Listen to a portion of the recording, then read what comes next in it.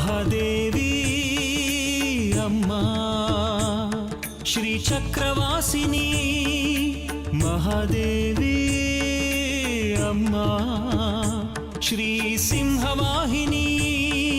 ಕ್ಷಮಿಸ್ಬಿಡಿ ಮೇಷ್ಟ್ರಮ್ಮ, ನೀವೆಷ್ಟೇ ಒತ್ತಾಯ ಮಾಡಿದ್ರು ಅಷ್ಟೇ, ನನ್ನ ಅಪ್ಪ ಅಮ್ಮನ ಬಿಟ್ಟು ನನ್ಗೆ ಹೋಗೋದಕ್ಕಾಗೋದಿಲ್ಲ.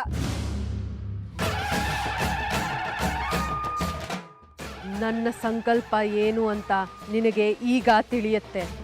ವಿಗ್ರಹ ಶ್ರೀಚಕ್ರದೊಂದಿಗೆ ನಿನ್ನ ಪ್ರಯಾಣ ಈ ಕ್ಷಣದಿಂದ ಶುರುವಾಗಲಿದೆ. ನಿಜಾರ್ಥದಲ್ಲಿ ಇದು ನಿನ್ನ ಪ್ರಯಾಣ ಅಲ್ಲ, ಶ್ರೀಚಕ್ರದ ಪ್ರಯಾಣ. ಉತ್ಸವ ಕಾಲದಲ್ಲಿ ಶ್ರೀಚಕ್ರ ಕಾಣಿಯಾಗಿದೆ, ಅದು ನಿಮಗೂ ಗೊತ್ತಿರುವಂಥ ವಿಚಾರ. ಶ್ರೀಮಠದ ಶ್ರೀಗಳು ಹೇಳಿದ್ದು ನಿಜವಾಗಿ ಹೋಯ್ತು. ಕಾಣೆಯಾಗಿರೋ ಶ್ರೀಚಕ್ರ ಎಲ್ಲಿದೆ ಅಂತ ಅಂಜನ ಹಾಕಿ ನೀವು ತೋರಿಸ್ಬೇಕು.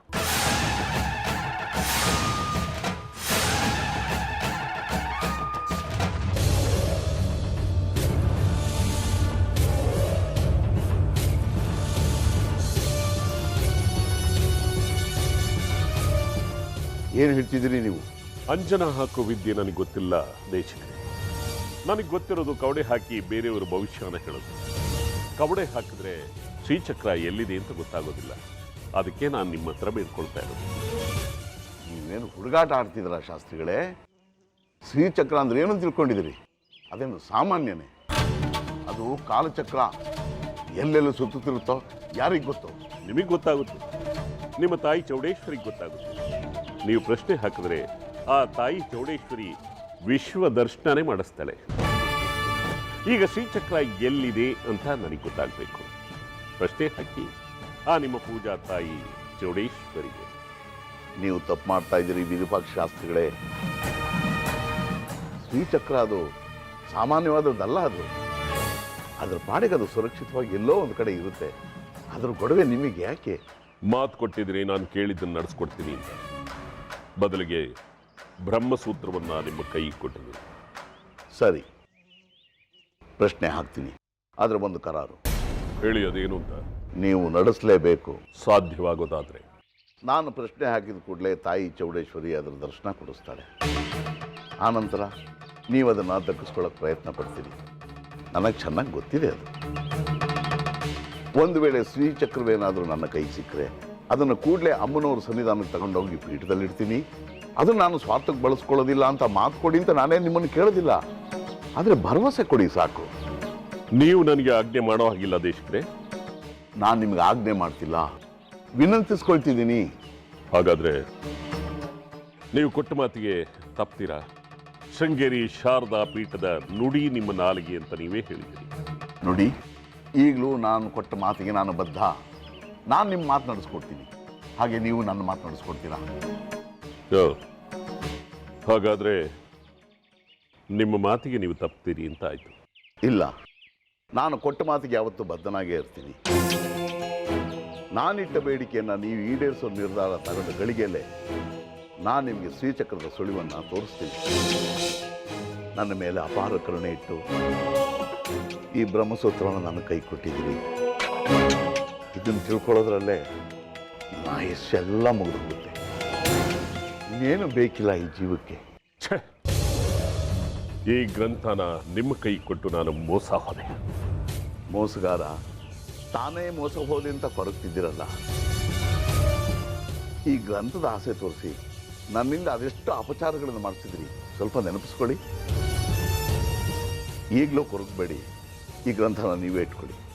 ನೀವು ನಾನು ಹೇಳಿದ ಮಾತುಗಳನ್ನು ಯಾವಾಗ ನೆರವೇರಿಸ್ಕೊಡ್ತೀರೋ ಆಗಲೇ ಕೊಡಿ. ಈ ಗ್ರಂಥವನ್ನು ಪಡೆಯೋದಕ್ಕೋಸ್ಕರ ಇಡೀ ನನ್ನ ಆಯಸ್ಸನ್ನೇ ಕಳೆದಿದ್ದೀನಿ. ಇನ್ನಷ್ಟು ಕಾಯ್ತೀನಿ, ಬೇಸರವಿಲ್ಲ. ತಗೊಳ್ಳಿ.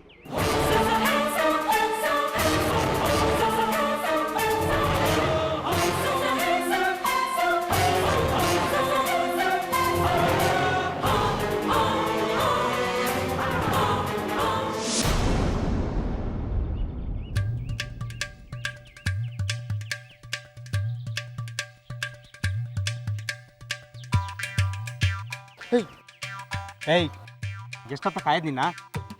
ಕಾದಷ್ಟು ಸುಖ ಅಲ್ವೇನೋ. ನಾನೀಗ ಒಂದು ಅದ್ಭುತವಾದ ಯೋಜನೆ ಹಾಕೊಂಡಿದ್ದೀನಿ. ಪುಷ್ಪಟಾಕಿ ಅಲ್ಲ ತಾನೇ? ಏನೋ ಅಪಾಯ ಇಲ್ಲ ತಾನೆ? ಏನು ಆಗಲ್ಲ ಕಣೋ, ಖಂಡಿತವಾಗ್ಲೂ ಯಶಸ್ವಿ ಆಗೇ ಆಗುತ್ತೆ. ನಾನು ಇವತ್ತು ನಮ್ಮ ಶೆಟ್ಕರ್ ಮನೆಗೆ ಹೋಗ್ತೀನಿ, ಊಟ ಮಾಡ್ತೀನಿ. ಊಟ ಮುಗಿತಿದ್ದ ಹಾಗೆ ಅಮ್ಮ ಅಪ್ಪ ಹೊಟ್ಟೆ ನೋವು, ನಂಗೆ ಅದು ಬೇಕು ಇದು ಬೇಕು ಅಂತ ಎಲ್ಲರೂ ಸೇರಿ ನನ್ನನ್ನು ಆಸ್ಪತ್ರೆ ಕರ್ಕೊಂಡು ಹೋಗೋ ಥರ ನಾಟಕ ಆಡ್ತೀನಿ. ಒಟ್ಟಿನಲ್ಲಿ ಮನೇಲಿ ಯಾರು ಇರಬಾರ್ದು ಆಗ ನೋಡ್ಕೋತೀನಿ. ಆ ಸಮಯ ನೋಡ್ಕೊಂಡು ನಿನ್ನ ಮನೆ ಒಳಗಡೆ ಹೋಗಿ ವಿಗ್ರಹನ ಎತ್ಬಿಡು. ಎಲ್ಲ ಮುಗಿದಾದ್ಮೇಲೆ ಸಂಜೆ ದೇವಸ್ಥಾನದ ಹತ್ರ ಬಾಳೆಹಣ್ಣು ಅಂಗಡಿ ಇದೆಯಲ್ಲ, ಅಲ್ಲಿ ನಾನು ನನ್ನ ಭೇಟಿ ಆಗ್ತೀನಿ. ಅಲ್ಲಿಂದ ಸೀದಾ ಮೈಯಾಡಿ ಜನನ ಹತ್ರಕ್ಕೆ ಹೋಗದೆ. ಆಹಾ ಆಹಾ ಜಗ್ಗಿ, ಇದು ಕಣು ಉಪಾಯ ಅಂದರೆ. ಇವತ್ತು ಮೆಚ್ಚಿದೆ ನಿನ್ನ ಅಮ್ಮ ತಾಯಿ. ಎಲ್ಲ ನಾವು ಅಂದ್ಕೊಂಡಂಗೆ ಆದರೆ ನೀನೊಂದು ಕರ್ಪೂರದ ಆರತಿ ಸೇವೆ ಮಾಡಿಸ್ತೀನಮ್ಮ. ಸರಿ, ನಾವೀಗೇನು ಮಾತಾಡೋದು ಬೇಡ. ನೀರೀಗಲೇ ಸೀದಾ ಹೋಗಿ ಶೇಖರಿ ಮನೆ ಹತ್ರ ಕಾಯ್ತಾ ಇರೋ. ನಾನು ಊಟದ ಹೊತ್ತಿಗೆ ಸರಿಯಾಗಿ ಶೇಖರಿ ಮನೆಗೆ ಬರ್ತೀನಿ, ಊಟ ಮುಗಿಸ್ತೀನಿ, ನೀನು ವಿಗ್ರಹ ಎತ್ತು. ಆಹಾ ಆಟರಾಜ, ನೀನು ಮಧ್ಯಾಹ್ನ ಅಲ್ಲಿ ಬಂದು ಗಡತ್ತಾ ಜಡಿತೀಯ, ನಾನು ಈಗಲೇ ಅಲ್ಲಿಗೆ ಹೋಗಿ ಉಪವಾಸ ಸಾಯ್ಬೇಕಾ? ಅದೆಲ್ಲ ಆಗಲ್ಲ. ನಾನು ಮನೆಗೆ ಹೋಗಿ ಊಟ ಮಾಡ್ಕೊಂಡು ಬರ್ತೀನಿ. ವಿಗ್ರಹ ಸಿಕ್ಕ ಮೇಲೆ ಸೀದಾ ಮೈಯಾಡಿ ಜನ ಹತ್ರ ಹೋಗಬೇಕು ಅಂತೀಯ. ಮಧ್ಯದಲ್ಲಿ ಊಟಕ್ಕೆ ಸಮಯ ಸಿಗುತ್ತಿಲ್ಲ ಗೊತ್ತಿಲ್ಲ, ಹೊಟ್ಟೆ ಸುಡುಗುಡ್ತಾ ಇದೆ. ಬರಲಾ? ಲೇ ಪಚ್ಚೆ ಸುತ್ತರಕ್ಕೆ ತಿನ್ನೋದಕ್ಕೆ ಹುಟ್ಟಿರೋ ಥರ ಆಡ್ತಾನೆ. ಕೋಟಿ ಸಿಗುತ್ತೆ ಅನ್ಬೇಕಾದ್ರೆ ಒಂದು ತುಪ್ಪ ಸೇರಕ್ಕಾಗಲ್ವಾ? ಪ್ರಾರಬ್ಧ. ಇವನನ್ನು ನಂಬ್ಕೊಂಡು ನಾನು ಕೋಟಿ ವ್ಯವಹಾರ ಮಾಡಕ್ಕೆ ಕೊಟ್ಟಿದ್ದೀನಲ್ಲ, ನಾನೇನಾದ್ರು ತಗೊಂಡು ನೋಡ್ಕೋಬೇಕು.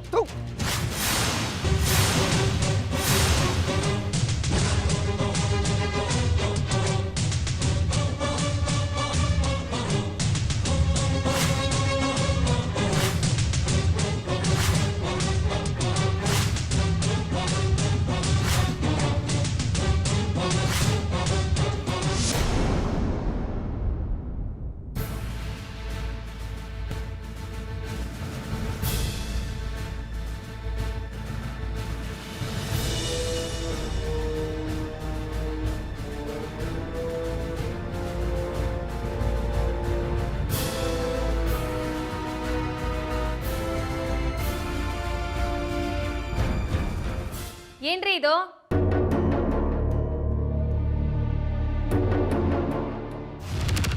ಯಾಕ್ರಿ ಮತ್ತೆ ಬಂದಿದ್ದೀರಾ?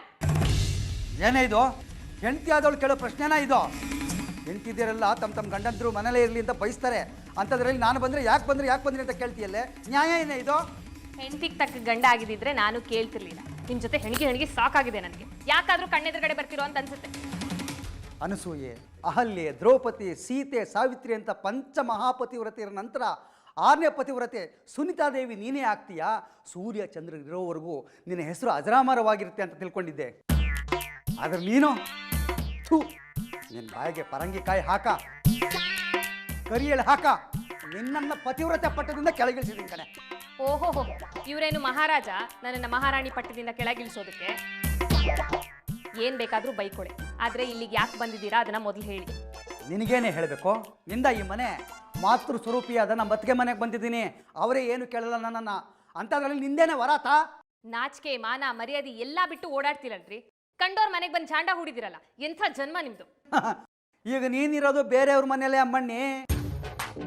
ಗಾಜನ ಮನೆಗೆ ಕಲ್ಲು ಹೊಡಿಬಾರ್ದು, ಸೆಗಣಿ ಮೇಲೆ ಕಾಲಿಡಬಾರ್ದು, ತಿಳ್ಕೊ. ನಾನು ಈ ಮನೆ ಮಗಳು. ಈ ಮನೆಯವರೆಲ್ಲ ನನ್ನನ್ನು ಹಾಗೆ ಭಾವಿಸ್ತಾರೆ, ಆಧರಿಸ್ತಾರೆ, ಉಪಚರಿಸ್ತಾರೆ. ಅಲ್ಲದೆ ನಾನು ಇಲ್ಲಿಗೆ ಬಂದಿರೋದು ನಿಮ್ಮ ಹೆದರಿಕೆಯಿಂದ, ನನ್ನ ಮಗುನ ಕೊಂದ್ಬಿಡ್ತೀರಾ ಅಂತ. ನಾನು ಇಲ್ಲಿದ್ರೆ ಅವ್ರ ಕೆಲಸ ಕಾರ್ಯಗಳಲ್ಲಿ ಸಹಾಯನಾದ್ರೂ ಮಾಡ್ತೀನಿ. ನಿಮ್ಮಿಂದ ಏನ್ರಿ ಉಪಯೋಗ? ತೊಂದರೆನೇ ಜಾಸ್ತಿ. ಆಯ್ತು ಬಿಡಮ್ಮ, ನಾನು ಪರಮ ಪಾಪಿ, ನೀನು ಪುಣ್ಯವಂತ ಇಲ್ಲಿದೆಯಲ್ಲ. ನಿನ್ನ ಪುಣ್ಯದಲ್ಲಿ ನನ್ನ ಪಾಪನೂ ಸ್ವಲ್ಪ ತೊಳೆದು ಹೋಗ್ಲಿ, ಆಗ ನನಗೂ ಸ್ವಲ್ಪ ಪುಣ್ಯ ಸಿಗುತ್ತೆ. ಅದಕ್ಕಾದ್ರೂ ಈ ಮನೆಗೆ ಬರ್ಬೇಕಲ್ವಾ? ಬರೀ ವಾದನೆ ಆಯ್ತು. ಈಗ ನಿನ್ನ ಹತ್ರ ನನಗೇನೆ ಮಾತು, ಅದಕ್ಕೆ ಕರಿ. ನನಗೆ ಯಾಕೋ ಹೊಟ್ಟೆ ಸರಿ ಇಲ್ಲ, ಒಂದು ಸೇರು ಅಕ್ಕಿ ಹೆಚ್ಚಿಗೆ ಹಾಕಿ ಅನ್ನ ಹುಳಿ ಮಾಡಕ್ಕೆ ಹೇಳು, ಇಲ್ಲೇ ಊಟ ಮಾಡ್ತೀನಿ. ನಾಯಿ ಜನ್ಮನಾದ್ರೂ ವಾಸಿ, ಅದಕ್ಕಿಂತ ಕಡೆ ನೀವು.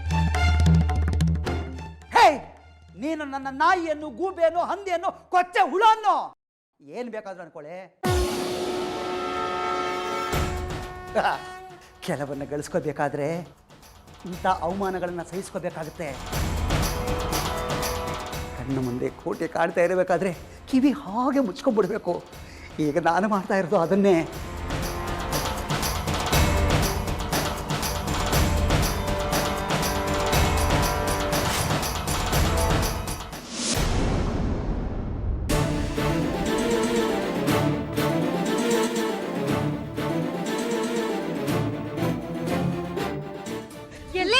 ಹುಡ್ಕೋದ್ ನಿಮ್ಮನ್ನ. ಮನೆಗೆ ಹೋದ್ರೆ ಮನೇಲೂ ಇರ್ಲಿಲ್ಲ. ನೀವು ಹಪ್ಪಳ ಸಂಡಿಗೆ ಹಾಕೋ ಅಂಗಡಿಲೆಲ್ಲ ವಿಚಾರಿಸ್ದೆ, ಅಲ್ಲಿಗೂ ಸರಿಯಾಗಿ ಹೋಗ್ತಿಲ್ವಂತೆ. ನನ್ನ ಮಗನ್ ಉಳಿಸ್ಕೊಳಕ್ಕೆ ಸಾನೆ ಕಷ್ಟಪಡ್ತಿದ್ದೀನಿ ಕಣವ. ಆ ಪೊಲೀಸ್ ಠಾಣೆನಾಗೆ ಟೀ ತಗೊಂಡು ಹೋಯ್ತಾನಲ್ಲ ಸ್ವಾಮಿ, ಅಲ್ಲಿ ಏನೇನ್ ನಡೆಯುತ್ತೋ ಎಲ್ಲ ಬಂದಂಗೆ ಹೇಳ್ತಾನೆ. ನನ್ನ ಮಗನ್ನ ಜೈಲ್ಗೆ ಹಾಕ್ಬಿಡ್ತಾರಂತೆ ಕಣವ. ಆಮೇಲೆ ಏನ್ ಮಾಡಿದ್ರು ಬಿಡಿಸ್ಕೊಳಕ್ ಆಗಕ್ಕಿಲ್ವಂತೆ. ನನ್ನ ಮಗನ್ನ ಎಲ್ಲಿ ಕಳ್ಕೊಂಡ್ಬಿಡ್ತೀನೋ ಅಂತ ಭಯ ಆಯ್ತದೆ ಕಣ್ಚಾಜಿ. ಇಲ್ಲ, ಬಂಗಾರಿನ ಜೈಲ್ಗೆ ಹಾಕೋದಕ್ ಬಿಡಬಾರ್ದು. ನಾವು ಹೇಗಾದ್ರೂ ಮಾಡಿ ಕಾಪಾಡ್ಬೇಕು. ಆದ್ರೆ ಹೆಂಗೆ? ಆ ಮಾರಿಗುಡಿ ತವ ನಾವು ಕಣ್ಣೀರ್ ಹಾಕೊಂಡ್ರೆ ಮಾರಿ ಮುಂದೆ ಕುರಿ ತನ್ನ ಕಷ್ಟ ಹೇಳ್ಕೊಂಡಂಗ ಆಯ್ತದೆ ಅಷ್ಟೇ.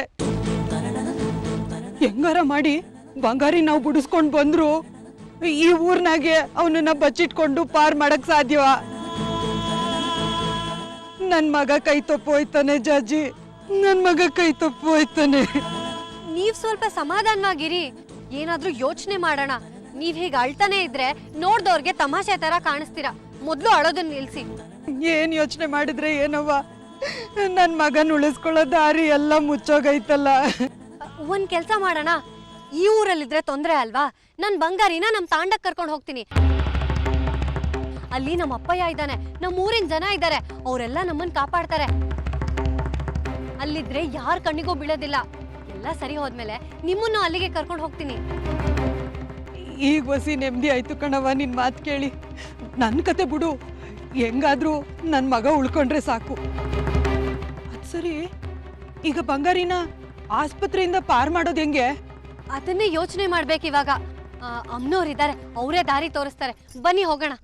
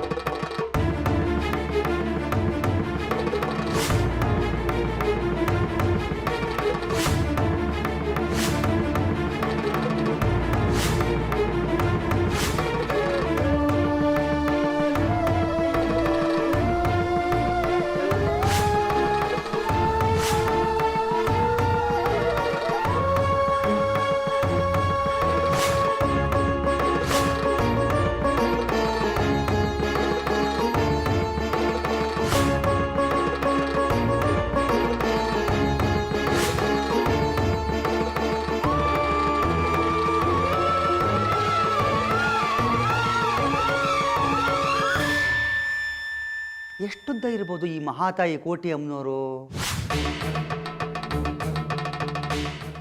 1 1.5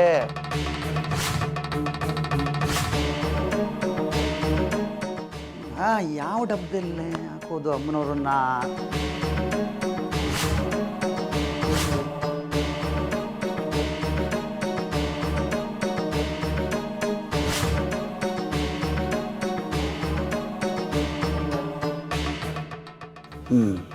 ಇದು ಆಗುತ್ತೆ, ಆದರೆ ಇದೇ ಭಾರ ಇದೆಯಲ್ಲ, ಇದು ಬೇಡ.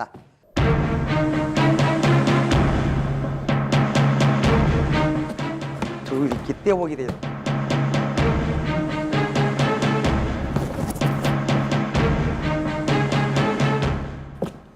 ಅಮ್ಮನವ್ರು ಹಿಡಿಸೋದೆಲ್ಲ ಇದರಲ್ಲಿ, ಇದು ಬೇಡ.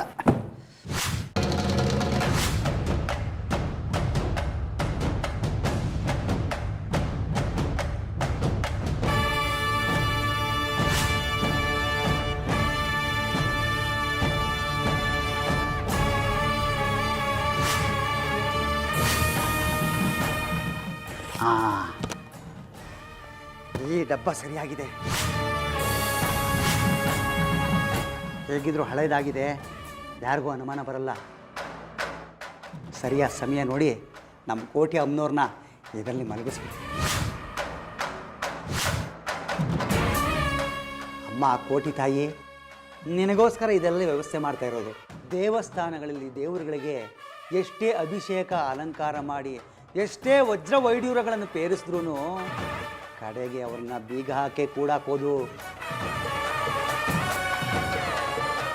ಹಾಗೇ ನಿನಗೂ ಸ್ವಲ್ಪ ವಿಶ್ರಾಂತಿ ಸಿಗಲಿ ಅಂತ ಇದೆಲ್ಲ ವ್ಯವಸ್ಥೆ ಮಾಡ್ತಾ ಇದ್ದೀನಿ ತಾಯಿ. ನೀನು ಮೈಯಾಡಿ ಜನನ ಕೈ ಸೇರೋವರೆಗೂ ಇದರಲ್ಲಿ ಆರಾಮವಾಗಿ ಮಲಗಿರು ಮಹಾತಾಯಿ, ಕೋಟಿ ಮಹಾತಾಯಿ.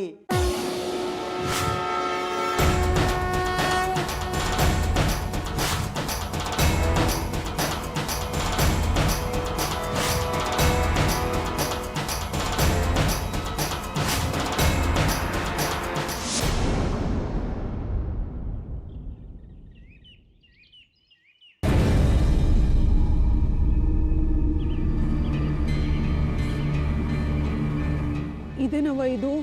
ಪೊಲೀಸ್ನವರು ಸರ್ಪ ನಿಂತಂಗೆ ನಿಂತವ್ರೆ. ನನ್ನ ಮಗಿನ ಹೆಂಗ್ ಬಿಡಿಸ್ಕೊಂಡು ಹೋಗೋದು ಈ ಸರ್ಪಗಾವಲಿನಿಂದ?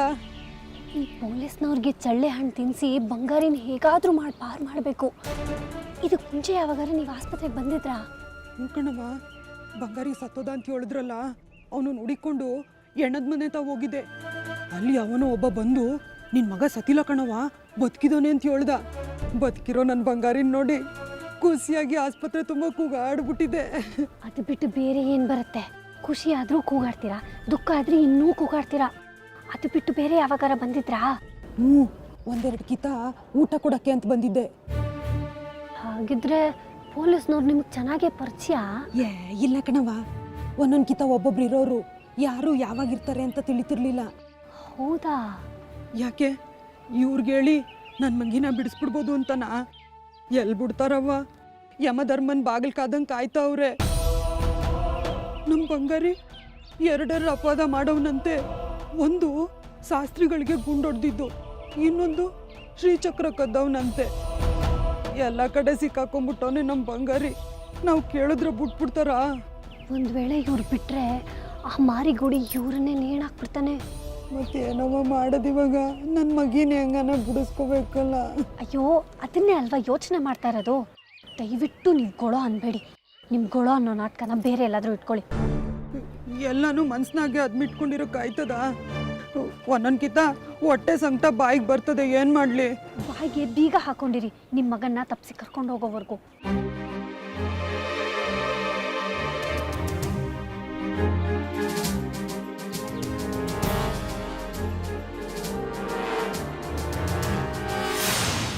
ಮಾತು ಕೊಟ್ಟಿದ್ರಿ ನಾನು ಹೇಳಿದ್ದನ್ನು ನಡೆಸ್ಕೊಡ್ತೀನಿ ಅಂತ. ಈಗ ಪ್ರಶ್ನೆ ಕೇಳಿದ್ರೆ ನನ್ನನ್ನೇ ಸಿಕ್ಕಾಕ್ಸೋದಕ್ಕೆ ಇನ್ನೊಂದು ಪಟ್ಟು ಹಾಕ್ತಾ ಇದ್ದೀರಿ. ಮಾತು ಕೊಟ್ಟ ಮೇಲೆ ಮುಗೀತು. ನನ್ನ ನಾಲ್ಗೆ ಅಂದರೆ ಶಾರದಾ ಪೀಠ ಅಂತೆಲ್ಲ ಹೇಳಿದ್ರು. ಈಗ ಶ್ರೀಚಕ್ರ ಎಲ್ಲಿದೆ ಅಂತ ನೀವು ಹೇಳಲೇಬೇಕು. ಹೇಳಲಿಲ್ಲ ಅಂದರೆ ನಿಮ್ಮ ನಾಲ್ಗೆ ಕಳ್ಕೊಳ್ತೀರ. ಖಂಡಿತ ಈಗಲೂ ನಾನು ಅದನ್ನೇ ಹೇಳ್ತೀನಿ. ನನ್ನ ನಾಲಿಗೆ ಅಂದರೆ ಆ ತಾಯಿ ಶಾರದೆಯ ಪೀಠನೇ. ಮಾತಿಗೆ ತಪ್ಪೋನಲ್ರಿ ನಾನು. ನಿಮ್ಮ ಮಾತನ್ನು ನಾನು ನಡೆಸ್ಕೊಡ್ತೀನಿ, ನೀವು ನನ್ನ ಕರಾರಿಗೆ ಒಪ್ಪೋದಾದ್ರೆ ಅಂತ ಮಾತ್ರ ಹೇಳ್ತಾ ಇದ್ದೀನಿ ಅಷ್ಟೇ. ನೀವು ಭದ್ರಾಗಿ, ನಾನು ಮಾತಿಗೆ ತಪ್ಪಲ್ಲ. ಈಗ ನಾನು ಹೇಳಿರೋದನ್ನ ನೀವು ಮಾಡಲೇಬೇಕು. ಇಲ್ಲ ಅಂದರೆ ನಿಮ್ಮ ತಾಳೆಗರಿ ಗ್ರಂಥನ ನೀವು ಕಳ್ಕೋಬೇಕಾಗುತ್ತೆ. ಅದನ್ನು ನನಗೆ ಹಿಂದಿರುಗಿಸ್ಬೇಕು. ನಾನು ಹೇಳಿದ್ದನ್ನು ನೀವು ಮಾಡದೇ ಇದ್ದ ಮೇಲೆ ಇಷ್ಟು ವರ್ಷಗಳ ಕಾಲ ಸಂರಕ್ಷಿಸಿಕೊಂಡು ಬಂದಿರುವಂಥ ನಿಮ್ಮ ಸಾಧನೆಗೆ ಬೇಕಾಗಿರುವಂಥ ತಾಳೆಗರಿ ಗ್ರಂಥನ ನಾನು ಯಾಕೆ ನಿಮಗೆ ಕೊಡಬೇಕು? ಒಂದು ಕಡೆ ಈ ಸಾಧನೆ ಮೇಲಿನ ವ್ಯಾಮೋಹ, ಇನ್ನೊಂದು ಕಡೆ ಕೊಟ್ಟ ಮಾತಿಗೆ ತಪ್ಪಬಾರದು ಅನ್ನೋ ಧರ್ಮ ಸೂಕ್ಷ್ಮ.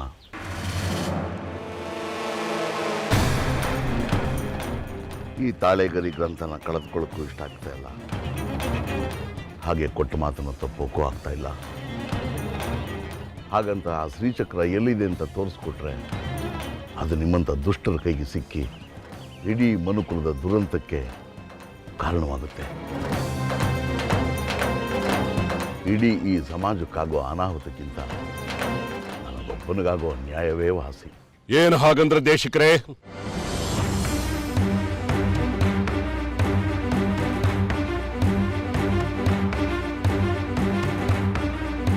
ತಗೊಳ್ಳಿ ನಿಮ್ಮ ತಾಳೆಗರಿನ.